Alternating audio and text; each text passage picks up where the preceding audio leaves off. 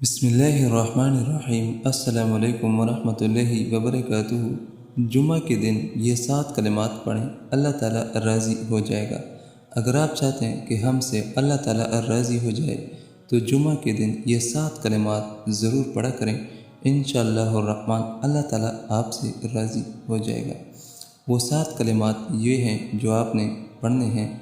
Number 1 یا خالق، number 2 یا عزیز، نمبر 3 یا بارئ، نمبر 4 یا رحمن، نمبر 5 یا رحیم، نمبر 6 یا اللہ، نمبر 7 لا الہ الا اللہ العظیم الحلیم۔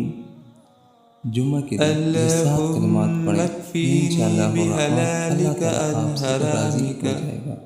اللہ تعالیٰ اس پہ عمل کرنے کی توفیق نصیب عطا فرمائے۔ آمین ثم آمین۔